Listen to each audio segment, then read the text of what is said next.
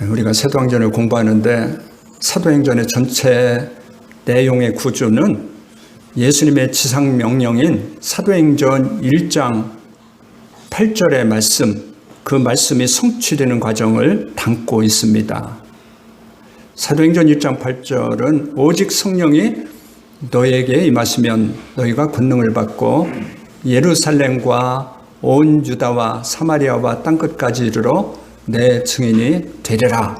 이 말씀이 성취되는 과정을 우리에게 보여주고 있는 것입니다.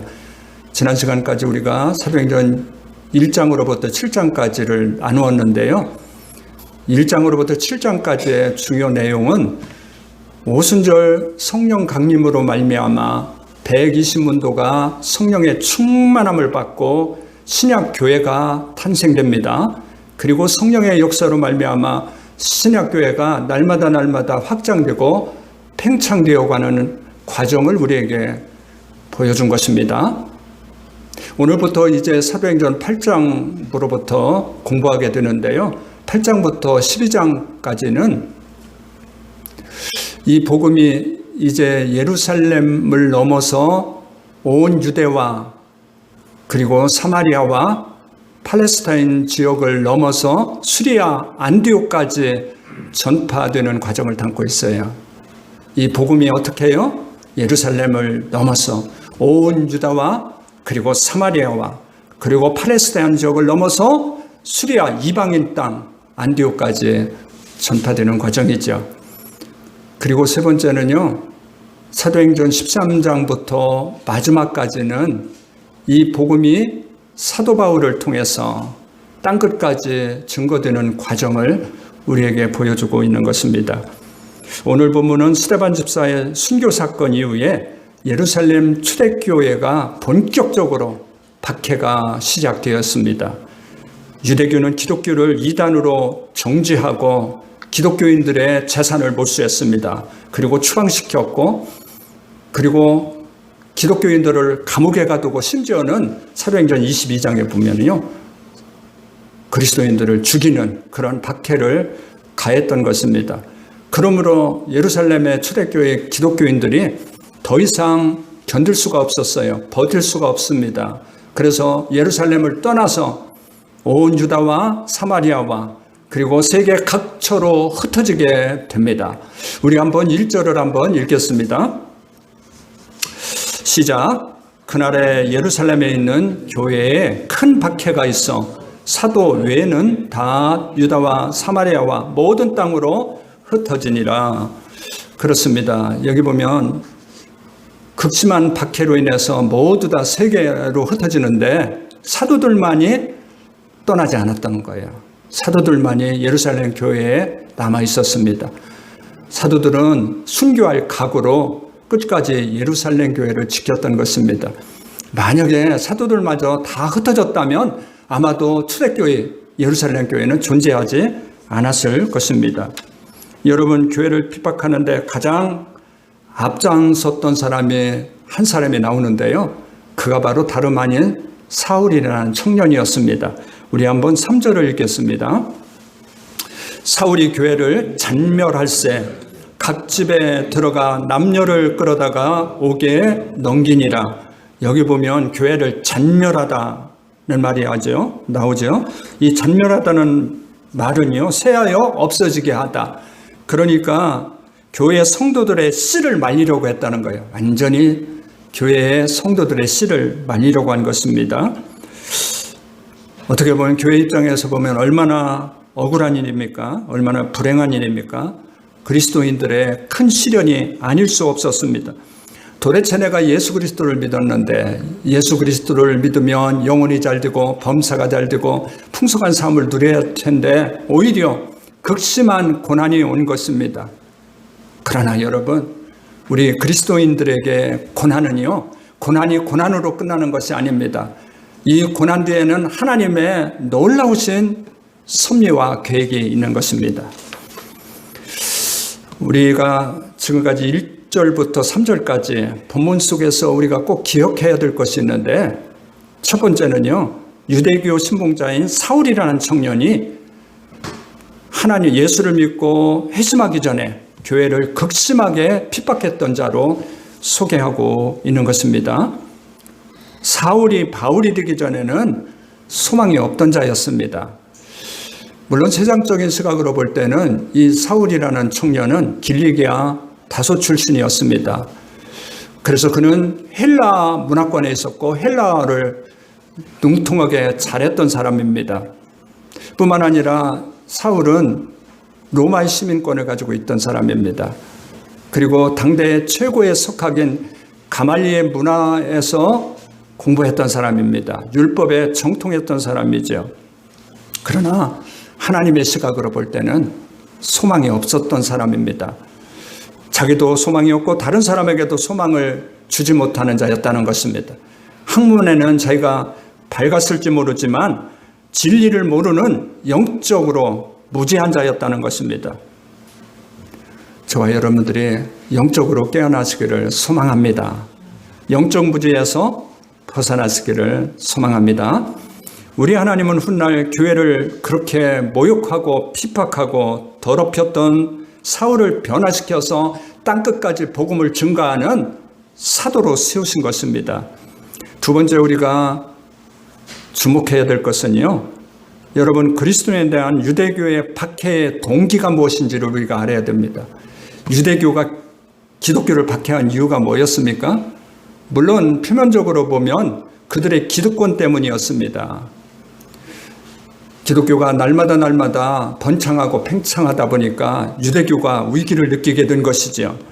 그러므로 기독교를 박해할 수밖에 없었습니다.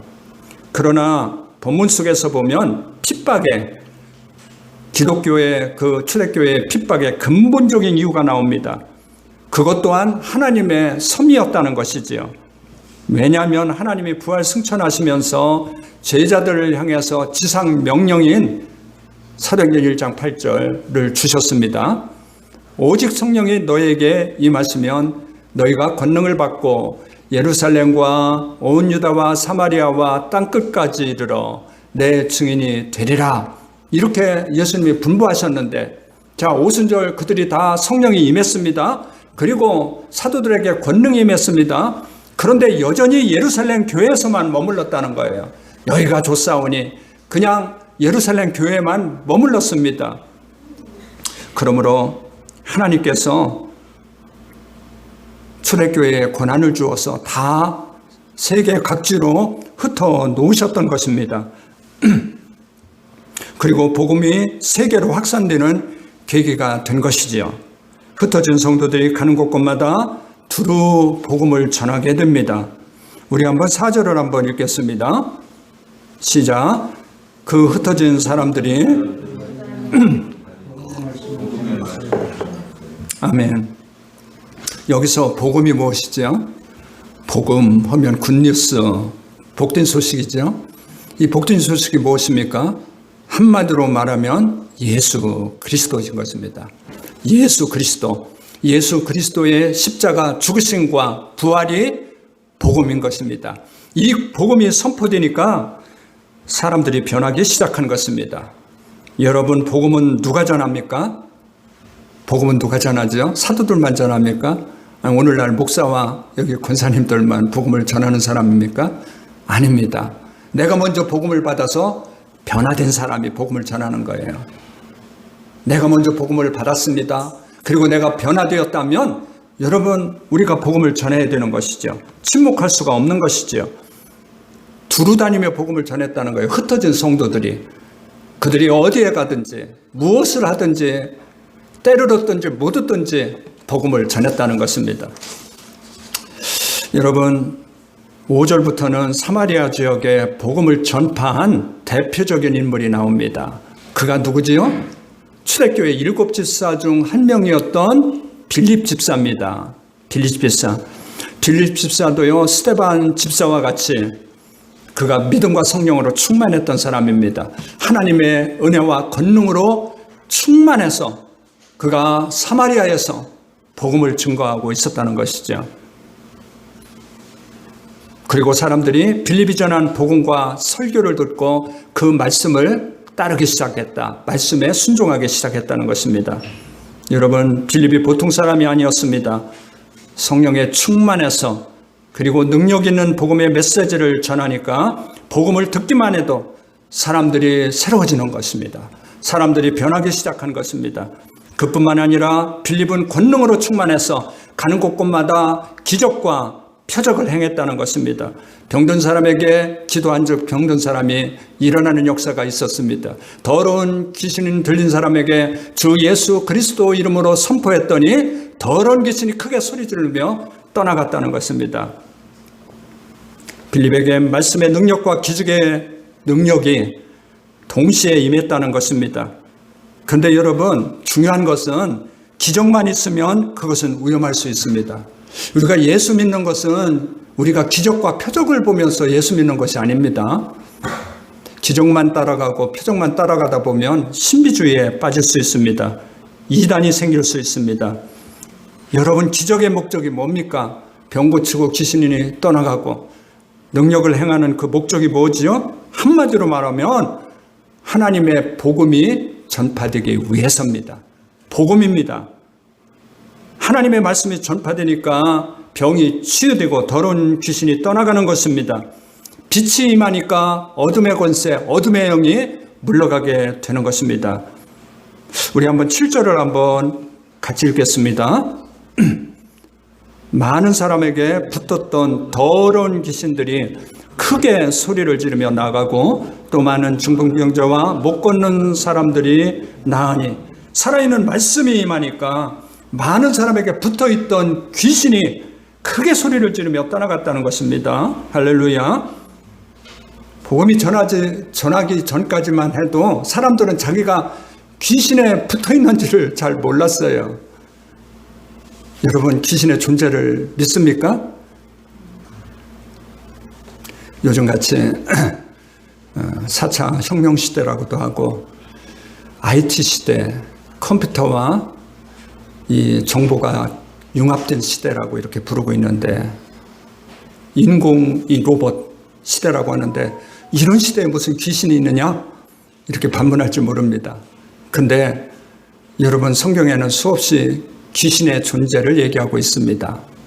여러분, 귀신은요, 우리가 죽어서 귀신이 되는 것이 아닙니다. 그래서 조상신들이 제삿날 제삿밥을 먹으라 귀신이 돼서 오는 것이 아니라는 것입니다. 우리 사람은 죽으면 천국과 지옥뿐입니다. 귀신의 존재는요, 천사장 루시퍼가 교만한 마음으로 하나님과 같이 되고자 하나님을 대적하고 반란을 일으켰던 천사장과 그를 따르던 이 영적 존재지죠. 천사들을 의미하는 것입니다. 그래서요, 귀신도 큰 귀신이 있고 작은 귀신이 있는 거예요. 그래서 이 사탄이 이 귀신의 왕입니다. 사탄과 마귀 그리고 귀신입니다. 귀신들은 이 군대 귀신이라고 하잖아요. 그러니까 이 귀신의 무리가 많다는 것입니다. 군대 귀신. 그런데 여러분, 이렇게 사마리아 성에 귀신에 붙어있는 사람들이 많이 있었다는 것입니다. 오늘날 거리에 다니면은 정말 화려한 옷을 입고, 그리고 뭐 여자들은 다 얼굴을 뭐 어디서 고쳤는지 뭐 미인들이 그냥 줄지어 다니고 있는데 그들에게 귀신이 붙어 있는지도 모르고 사는 것입니다. 우리가 볼 때는 얼마나 화려합니까? 얼마나 멋집니까? 그런데 영적으로 보면, 영적에 눈을 열어서 보면 귀신들이 역사하고 있는 거예요. 그런데 여기서 보면 귀신의 특징이 뭐지요? 더러운 귀신이라는 거예요. 더러운 귀신. 더럽다는 것입니다. 생각이 더럽고 마음이 더럽고 말이 더럽고 마음이 더러운 것입니다. 온갖 음란과 거짓과 탐욕과 정욕과 미움과 시기와 질투로 가득한 귀신들이 사람들에게 붙어서 사람의 마음과 생각을 더럽게 만들어 놓는 것입니다. 아무리 공부를 많이 한 것 같아도요, 아무리 그 사람이 교양이 있어 보여도, 아무리 그 사람이 돈이 있어도 더러운 것은 마찬가지입니다. 세상에 더러운 것은 귀신이 세상을 장악했기 때문입니다. 그래서 성경에서는 이 귀신, 사탄 마귀가 공중 권세 잡은 자, 세상 권세 잡은 자로 표현을 하고 있는 것입니다. 7절 다시 한번 보면 많은 사람에게 붙었던 귀신들, 많은 사람에게 붙어있는 귀신들. 여러분, 이 귀신의 역사를 보면요, 두 가지입니다. 사람들에게 붙어서 역사합니다. 사람들이 붙어 있다는 거예요. 보이지 않지만 이 영들이 붙어 있는 것입니다. 두 번째는 귀신이 들린 사람이 있습니다. 귀신이 붙어 있는 사람이 있는가 하면 귀신이 들린 자, 어떻게 구분할 수 있습니까? 귀신이 오늘 말씀처럼 붙어 있다는 것은요, 이 귀신들이 사람에게 접근해서 사람들의 마음과 생각과 말과 행동을 일부분 지배하고 있는 것을 붙어 있다고 표현하는 거예요. 귀신들이요, 우리의 말과 생각과 여러 가지 행동을 일부분 지배하고 있다는 거예요. 여러분, 우리의 생각 속에서 우리의 생각이 다 하나님이 주시는 생각입니까? 아닙니다. 더러운 귀신이 주는 생각이 더 많다는 겁니다. 그래서 자꾸만 죄를 짓게 하고 더 깊은 죄에 빠지게 하는 것이죠.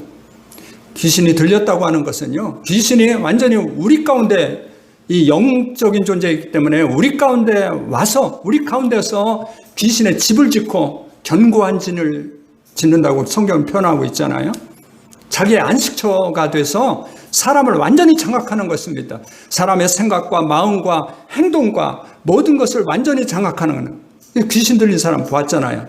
자기 힘으로 자기 능력으로 벗어날 수 없어요. 귀신이 들리면. 여러분, 어둠의 세력이 나의 마음과 생각을 일부분 덮고 있을 수도 있다는 것을 아셔야 됩니다. 여러분, 교회 다녀도요, 어둠의 영이 일부분 누르고 있을 수가 있어요. 어둠의 영이.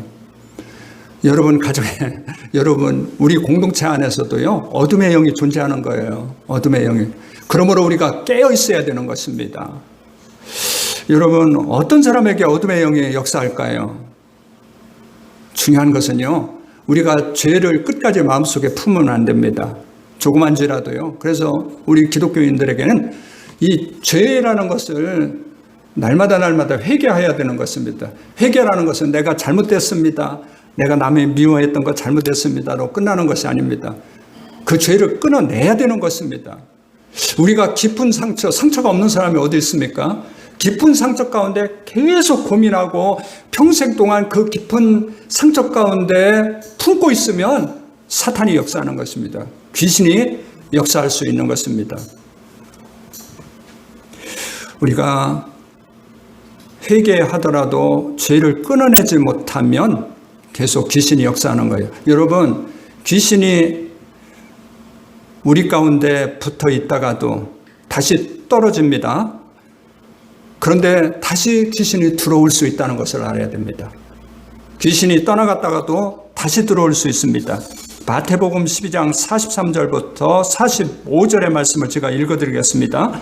더러운 귀신이 사람에게서 나갔을 때에 물 없는 곳으로 다니며, 귀신이 물 없는 곳으로 다녔다는 것은 말씀이 없는 곳, 생명이 없는 곳으로 다니다가 쉬기를 구하되 쉴 곳을 얻지 못하고 이에 이르되 내가 나온 집으로 돌아가리라.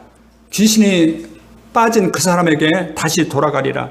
와보니 그 집이 비고 청소되고 수리되었거늘, 그 집이요 비어있다는 거예요. 그 집이 수리되고 청소되고 비어있다는 것은 하나님의 말씀으로 채워지지 않았다는 것입니다. 보혈의 능력으로 채워지지 않은 사람입니다. 성령의 능력으로 채워지지 않았다는 것입니다. 그래서 이에 가서 저보다 더 악한 귀신 7을 데리고 들어가서 그 사람의 나중 형편이 전보다 더욱 심하게 되니라. 이 악한 세대가 또한 이렇게 되리라. 분명히 하나님 말씀하고 있죠. 그러므로 우리는 늘 깨어 있어야 됩니다. 하나님의 말씀으로 채워야 되는 거예요. 그리고 하나님의 말씀을 붙잡고 살아야 되는 것입니다. 깨어 기도해야 되는 것입니다. 아멘도 않네요. 여러분, 어둠의 세력에 부분적으로 눌려있는 사람은요, 기쁨이 없어요. 여러분, 교회 나와도요, 다른 사람은 다 은혜 받고 있는데 자기 혼자만 그렇게 무기력합니다. 때로는 가슴이 아프고요, 때로는 머리가 아파요. 짜증이 나고 신경질 나고 분노가 일어납니다. 그것은 어둠의 세력이 부분적으로 장악하고 있다는 증세입니다. 부분적으로. 주님 앞에 왔으면 우리가 죄를 철저하게 회개하고 끊어내야 되는 것입니다. 여러분 잘 믿어지지 않나요? 제가 한 2번 정도 말씀을 드렸잖아요. 저도 이제 암병을 치료하고 계속 교회 나와서 저녁에 기도하기 시작했는데, 기도하다 보니까 사람들이 이제 서너 명, 8명이 함께 기도하게 됐습니다. 기도하니까 사람들이 이렇게 모이더라고요. 그 중에서는 이제 알코올 중독자도 있었다겠죠. 그리고 비슷한 유형의 사람도 있었습니다. 4개월, 5개월 정도 기도하니까 그들에게 다 방언이 터졌습니다. 한 5, 6개월이 넘어가니까 갑자기 그때는 성도였습니다. 교회 나온 지도 얼마 안 됐어요. 그 성도가 갑자기 기도하다 말고 막 떼굴떼굴 둥그런 것입니다. 그러면서 막 입에서 거품이 막 품고, 저는 죽는 줄 알았습니다. 그 사람이 간지러는 사람인 줄 알고, 그리고 또, 이러다 죽겠구나. 그냥 겁이 덜컥 났습니다. 그래도 함께 계속 기도하는데요. 조금 지나니까 그분의 입에서 카랑카랑 남자인데, 여자의 목소리로 쌍소리 하면서 왜 내가 나가느냐고 바라 그러더라고요. 그래서 그때 귀신의 역사구나. 해갖고 그냥 간절히 같이 기도하니까요. 그 술거품이, 그때는 그분이 술을 안 먹었어요. 여러분, 그분이요, 얼마나 알코올 중독자였는지 알코올 병원 있습니다. 한 번 들어가면 최소한 20일에서 40일 동안 입원하는, 3번씩이나 들어갔어도 전혀 변함이 없습니다. 그때뿐이지 나오면 또 알코올 중독에 빠져 있고. 그래서 그 부인이 도저히 못 살겠다 그러면서 저한테, 제 권사 시절인데, 권사님 이게 마지막입니다. 마지막 기도에서 안 되면 그냥 저 이혼하겠습니다 하고 기껏 좀 기도하세요 해서 부탁을 받아서 같이 기도하게 된 사람인데, 그러면서 막 거품이 막 그냥 얼마나 바닥에다, 그래서 쓰레받기로 해서 양동이로 퍼낼 정도로 그 막 냄새, 그 술거품입니다. 그 거품이 그 몸에서 어떻게 이렇게 나오는지 모르겠습니다. 귀신이 떠나갔어요. 그 다음부터 그분은 한 모금도 술을 마시지 않았습니다. 지금도 저 광주로 이사 왔는데 우리 교회에 그래도 5만 원, 10만 원씩 이렇게 선교원금을 이렇게 내고 있어요. 귀신의 존재가 있습니다. 그리고 그 귀신의 존재에게 우리가 부분적으로라도 우리의 마음과 생각과 말과 행동이 지배받지 않도록 해야 되는 것입니다. 교회를 다녀도 부분적으로 어둠의 영에 눌릴 수 있다는 것을 분명히 아시기를 바랍니다. 그런데 분명한 것은요, 복음이 들어가면, 정말 진리의 복음이 들어가면 귀신은 떠나가게 되어 있습니다. 그리고 기도할 때 귀신은 떠나갑니다. 여러분, 기도하게 되면요, 나도 모르게, 아까 소리 지르고 떠났지만 나도 모르게 어둠의 권세가 떠나는 것을 우리가 느낄 수 있습니다. 생명의 말씀, 예수 그리스도가 선포되는 곳에 어둠의 영, 어둠의 권세가 떠나가게 되어 있습니다. 빌립이 여기 말씀을 선포할 때 귀신만 떠나간 것이 아닙니다. 많은 병자들이 나왔습니다. 특별히 오늘 7절에 보면 중풍병자와 걷지 못하는 자들이 나음을 받았습니다. 여러분, 말씀을 들으면서 나의 영혼의 병, 우리가 먼저 치유받아야 될 것은요, 육신을 겉으로 나타나는 병보다도 더 무서운 것은 우리의 영혼의 병입니다. 영혼이 병들면 우울증이 옵니다. 불면증이 옵니다. 요즘 코로나 사태가 계속 되다 보니까 정신병을 호소하는 사람이 많잖아요. 그래서 우리의 영혼의 병이 먼저 치유받아야 육의 병도 치유받는 거예요. 그래서 영육간의 병이, 여러분, 말씀이 선포되는 곳에 말씀을 받고 치료받는 역사가 일어나기를 소망합니다. 그러므로 마가복음 16장 17절에는 이렇게 말합니다. 믿는 자들에게 이런 표적이 따르리니 곧 그들이 내 이름으로, 내 이름이라는 것은 주 예수 그리스도의 이름입니다. 나의 능력으로 떠나는 것이 아닙니다. 주 예수 그리스도의 능력, 주 예수 그리스도의 이름으로 떠나는 것입니다. 그래서 항상 여러분, 어둠의 영을 쫓겨낼 때는 주 예수 그리스도의 이름을 선포해야 되는 거예요. 여러분이 아무리 고래고래 소리 지르고 해도 귀신은 떠나가지 않아요. 귀신이 떠나가는 것은 주 예수 그리스도 이름입니다. 주 예수 그리스도의 이름으로 귀신을 쫓아내며 새 방언을 말하며 뱀을 집어올리며 무슨 독을 마실지라도 해를 받지 아니하며 병든 사람에게 손을 얹은 즉 나으리라 하시더라. 아멘. 우리가 믿음으로 선포하고 나갈 때 어둠의 영과 어둠의 권세가 떠나가는 줄을 믿습니다. 여기 빌립 집사 한 사람의 사역이 사마리아 전체를 새롭게 바꾸어 놓은 것입니다. 우리 8절을 한번 보겠습니다. 8절 보면 그 성에 큰 기쁨이 있더라. 그 성에 큰 기쁨이 있더라. 사마리아 도시 전체에 어둠의 권세가 물러가고 복음이 선포되니까 큰 기쁨과 소망이 생기게 된 것입니다. 여러분, 사마리아는 어떤 곳이었습니까? 유대인들이 봤을 때는 사마리아 사람과 상종도 하지 않던 곳이었습니다. 혼혈족이 섞여 있다고 해서 개나 돼지 취급했습니다. 이방인 취급했습니다. 그렇기 때문에 그렇게 무시당하는 사마리아인들이 여러분 기쁠 수가 있었겠습니까? 늘 어둠 가운데 눌려있던 사람들이었습니다. 그런데 그곳에 주의 복음이 선포되니까 어둠의 영, 어둠의 권세가 물러가고 그 성에 큰 기쁨이 임했다는 것입니다. 저와 여러분들의 가정에 큰 기쁨이 임하시기를 소망합니다. 저와 여러분들이 가는 곳곳마다 변화가 일어나시기를 소망합니다. 우리가 예수 그리스도를 나의 주님, 나의 구세주로 영접하고 성령이 내 안에 있다면 여러분들이 가는 곳곳마다 변화의 역사가 일어날 것입니다. 지금 당장은 일어나지 않더라도 언젠가는 반드시 변화가 일어나게 됩니다. 여러분의 가정에 변화될 줄 믿습니다. 여러분의 자녀가 변화될 줄 믿습니다. 여러분이 속해 있던 공동체가 변화될 줄을 믿습니다.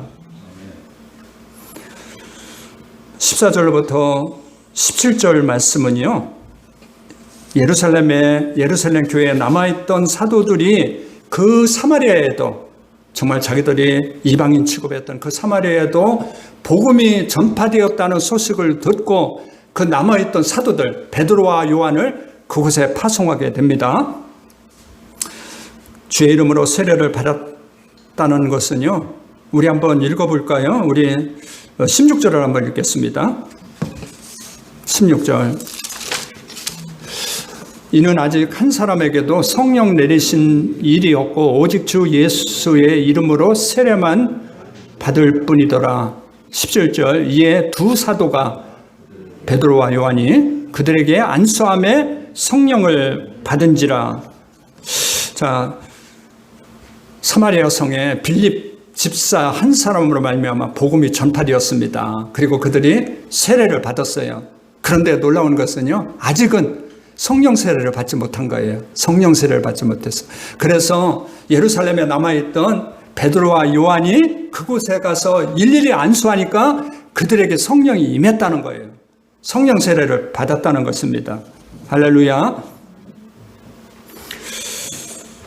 여러분, 16절에 보면 예수 그리스도의 이름으로 세례를 받은 것과 성령 세례를 받은 것은 다른 것입니다. 우리가 교회에 나오게 되면 물로 세례를 받잖아요.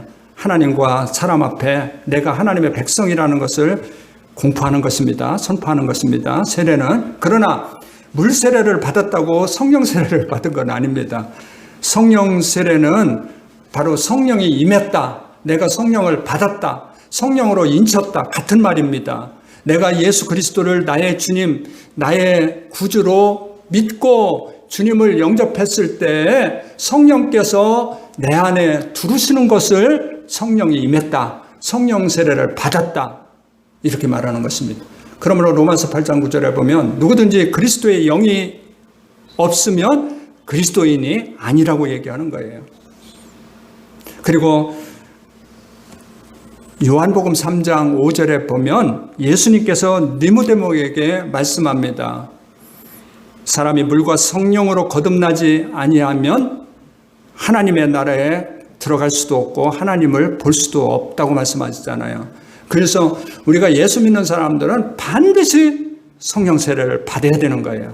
성령이 여러분 안에 임해야 되는 것입니다. 성령 세례를 받고 성령이 임하고 성령이 인친다는 것은 같은 말입니다. 그러나 성령 충만은 또 다른 말이지요.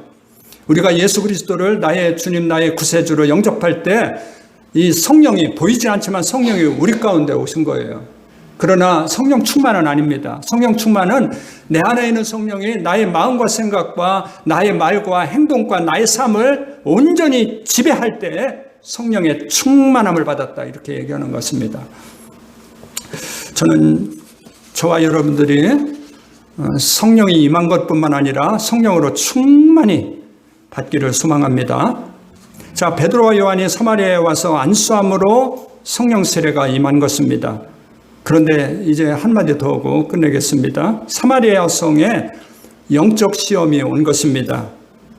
항상 성령의 역사가 있는 곳에는 악의 역사가 있습니다. 악한 영이 항상 역사하게 마련입니다. 마술사 시몬의 얘기가 나오는 거예요. 아까 본문을 읽었죠. 마술사 시몬.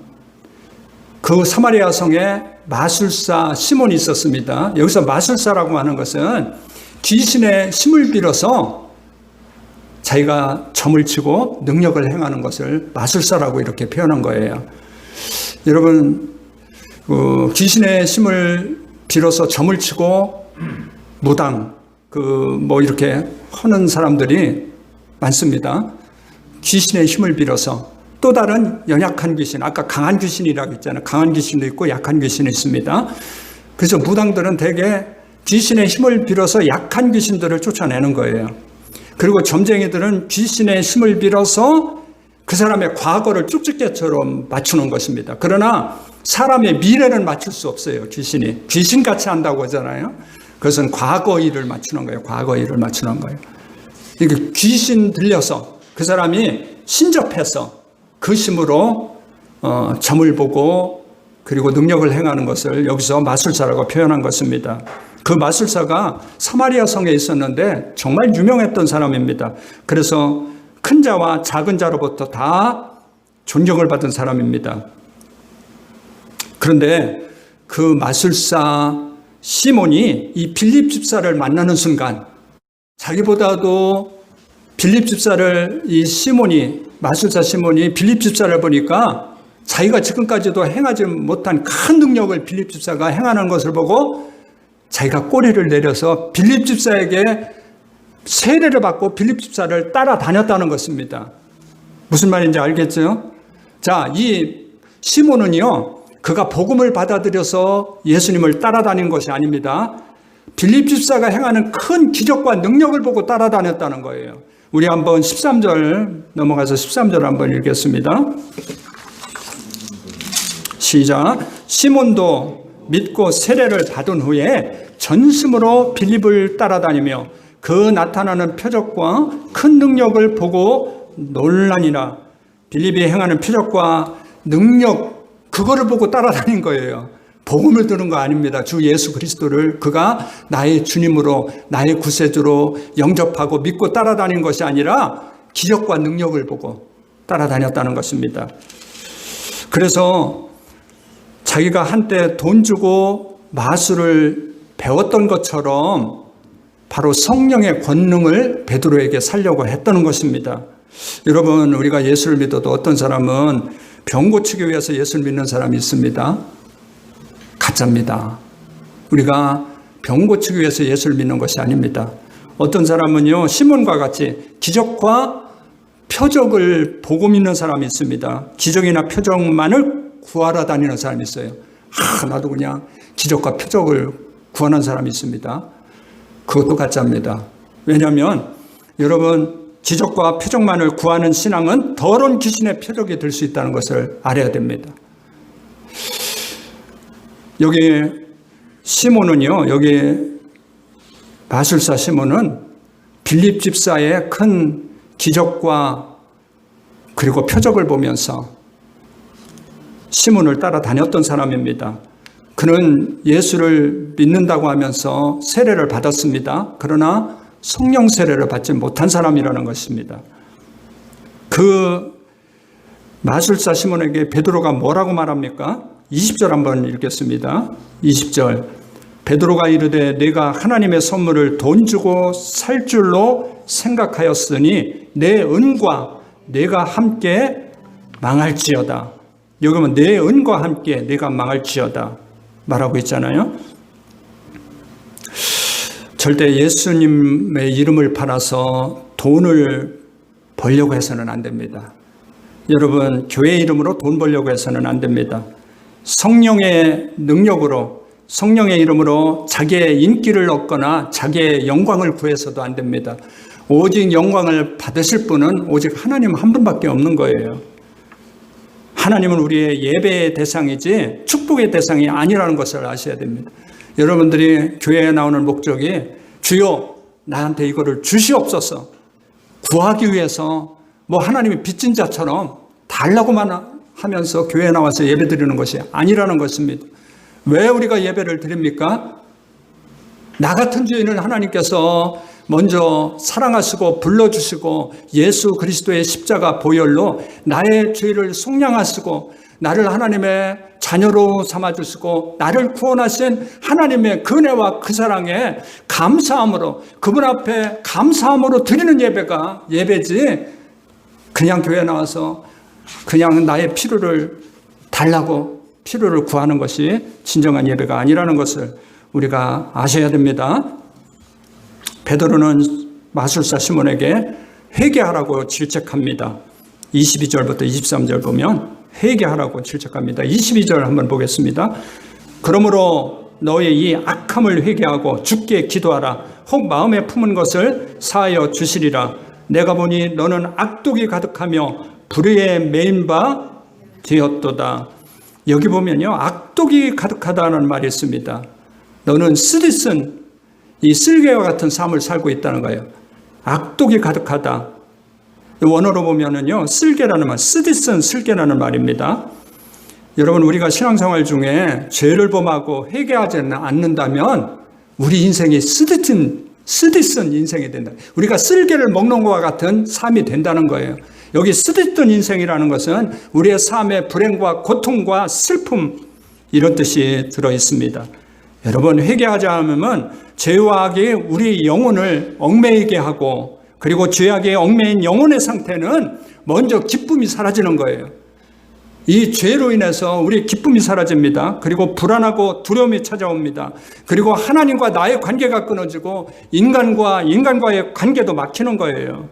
우리 인생의 삶이 참으로 쓰디쓴 쓸개를 먹는 것과 같은 삶이 된다는 거예요. 그러므로 우리가 중요한 것은요, 우리가 조그만 죄라도 하나님 앞에 회개하고 끊는 일이 중요합니다. 구체적으로 회개하는 걸, 여러분, 내가 남을 미워하고 있다면 어떻게 해야죠? 하나님, 내가 누구를 미워하고 있습니다. 이제 그것까지도, 미움까지도 내려놓겠습니다. 그 미움을 끊겠습니다. 주님 용서하여 주옵소서. 주 예수 그리스도의 십자가 보혈로 나의 죄를 씻어주시고 성결케 하여 주옵소서. 그러고요, 내가 의지적으로 그 죄를 끊도록 노력을 해야 되는 거예요. 이게 회개입니다. 그러니까 그냥 말로만 잘못했습니다, 그것이 회개가 아니라 그 죄까지도 끊는 데까지, 돌이키고 끊는 데까지 회개라는 것을 분명히 아셔야 됩니다. 자, 이제 결론을 맺겠습니다. 빌립과 사도들의 사마리아 전도는 놀라운 결과를 낳았습니다. 사마리아 전체가 복음화되고 기쁨이 임했습니다. 그런데 다는 아니었습니다. 우리가 교회를 다닌다고 다 구원을 받는 것은 아닙니다. 여기 마술사 시몬이라는 자는 끝까지 회개하지 않았습니다. 그리고 이단자의 길을 가게 된 것입니다. 우리가 세례를 받고 교회를 다닌다고 해서 그냥 형식적으로 신앙생활을 한다고 해서 다 구원을 받는 것이 아닙니다. 정말 진정으로 하나님의 말씀을 내가 받고 그 말씀대로 우리가 살려고 애를 쓰고, 그리고 어떤 죄가 있으면 끝까지 회개하고, 그리고 그 죄를 끊는 데까지 나가야, 그제서야 우리에게 붙어있던 어둠의 권세가 떠나가고 기쁨이 찾아오고 나와 하나님이 함께 하시는 것을 우리가 느끼게 되는 것입니다. 여러분 삶에 어둠의 권세가 떠나가는 역사가 있기를 소망합니다.